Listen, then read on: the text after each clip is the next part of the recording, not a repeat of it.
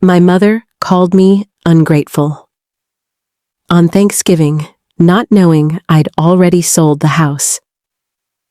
My mother called me ungrateful at her own Thanksgiving table, in front of 12 people, 3 weeks after I had already signed the closing documents on the house she was currently standing in.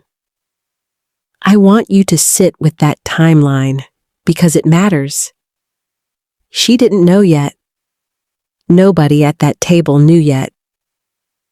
I sat there with a plate of food going cold in front of me, listening to her list everything I supposedly owed this family, while the deed to the exact house we were sitting in no longer had my name attached to it at all. My name is Yolanda Price, 36 years old, and the house in question wasn't my mother's. It was mine. I need you to understand that clearly before anything else, because it changes everything that follows. 11 years ago, when my father passed, he left the family home to me, not to my mother, in a will he had updated quietly after decades of watching her spend faster than either of them ever earned. I was 25 at the time, freshly out of graduate school, and I made a decision that I now understand was equal parts love and naivety. I let my mother stay in the house. I didn't sell it. I didn't rent it out. I simply let her live there, rent-free, in the home my father had left specifically to me, because I couldn't imagine putting my grieving mother out on the street. What I didn't fully understand at 25 was what that decision would slowly cost me over the following decade. I paid the property taxes every single year because my mother's income never quite covered them. I paid for the roof replacement when it started leaking, the furnace when it finally gave out after a brutal winter, the foundation repair after a summer of flooding damaged the basement. I did all of this quietly, without complaint, because that's what you do for the parent who raised you, or so I believed, for far longer than I should have. The problem, the one I didn't see clearly until very recently, was that my mother had started treating that house, my house, as something owed to her rather than something I was generously allowing her to keep. She hosted holidays there as though she owned it. She talked about leaving it to my younger brother Desmond someday, as though it were hers to leave to anyone. And whenever I brought up even the gentlest boundary, whenever I mentioned that maybe it was time to discuss a formal rental agreement or contribution toward expenses, she would look at me with genuine wounded confusion, as if I had suggested something monstrous. The moment that finally clarified everything happened in March, 7 months before that Thanksgiving table. I stopped by unannounced on a Tuesday afternoon to drop off a new water filter for the kitchen sink, and I found my mother in the middle of showing a contractor around the house, discussing an addition to the back porch, gesturing at walls and windows like a woman planning her own long-term future, in a home that legally belonged entirely to someone else.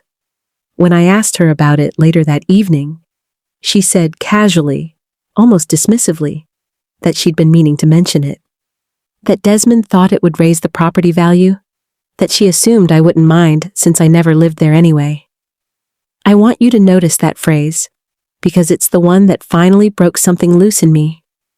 Since I never lived there anyway, as though my absence from the property meant my ownership of it had quietly expired. As though 11 years of covering taxes and repairs and holiday catering had purchased me nothing but the privilege of being reminded, gently and often, that I was somehow still a guest in my own inheritance. There is one more detail from that week in March I need to tell you, because it's the piece that finally made the pattern impossible to ignore. After the contractor left, I stayed for dinner, mostly out of habit, and my mother mentioned, almost as an aside while clearing plates, that she'd also been talking to a lender about a home equity loan to help cover Desmond's business idea, something about a food truck he wanted to start. A home equity loan on a house that wasn't hers, using equity she had no legal right to borrow against. I asked her carefully how exactly she planned to do that without my signature anywhere on the paperwork. She looked at me like I'd asked something faintly rude, and said the bank had assured her it was possible since she'd lived there so long, as if a decade of residency alone could quietly convert into ownership if nobody objected loudly enough. That was the night I stopped assuming this was a misunderstanding and started treating it as a pattern instead. I gave myself months before deciding, since clarity beats emotion.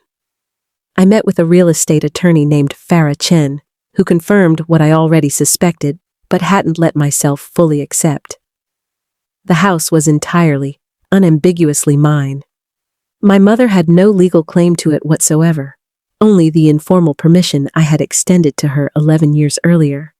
Permission I was fully entitled to withdraw whenever I chose. I didn't tell her right away. I want to be honest about why. Part of me was still hoping she would say something, anything, that acknowledged what the house had actually cost me over the years. She never did. Instead, over those months, I watched her continue planning renovations, continue promising the house to Desmond in casual conversation, continue treating my quiet generosity as an entitlement she had simply always been owed. By September, I had made my decision. I listed the house with a realtor, quietly, without announcing anything to my family, because I had learned by then that announcing intentions early only invited resistance, guilt, and delay tactics I no longer had the patience to navigate. The house sold in 6 weeks, well above asking, to a young couple expecting their first child. I gave my mother 60 days' notice in writing through my attorney, along with a modest relocation stipend I offered entirely voluntarily, out of the same love that had kept me quiet for 11 years in the first place, though certainly not out of any obligation. She hadn't received that letter yet when Thanksgiving arrived. That's the part of this story I need you to really sit with. I sat at that table, watching her serve a meal in a kitchen that already belonged to someone else, listening to her explain to my aunt how blessed we were to have this house to gather in every year, still generation after generation, unaware that the closing had already happened, unaware that the new owners were already scheduling their final walkthrough. Then Desmond, half joking, mentioned offhand that he couldn't wait to eventually take over the property himself once Mom got older, maybe convert the garage into a rental unit for extra income. And my mother, beaming with pride at her son's ambition, turned to me and said the words I will never forget. "You should be more grateful for what this family's built, Yolanda. Instead, you always act like everything's some kind of transaction with you." I set my fork down very carefully.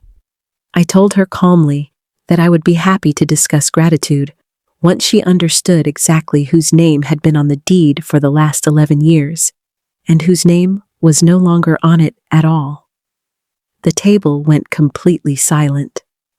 My mother's face shifted from irritation to confusion to something colder as I explained, without raising my voice, that the house had sold, that the new owners would be taking possession in early January, and that the letter confirming all of it was likely already sitting in her mailbox at that very moment. She didn't believe me at first. Denial is often the first reaction to a truth someone has spent years refusing to prepare for. She called my attorney's office the very next morning, apparently expecting to be told it was all some kind of misunderstanding. It wasn't. Farah confirmed every detail I had already calmly laid out at that table. Closing date, relocation stipend, timeline, all of it entirely legal, all of it entirely mine to decide. The fallout that followed wasn't loud, not in the way I expected. My mother didn't scream.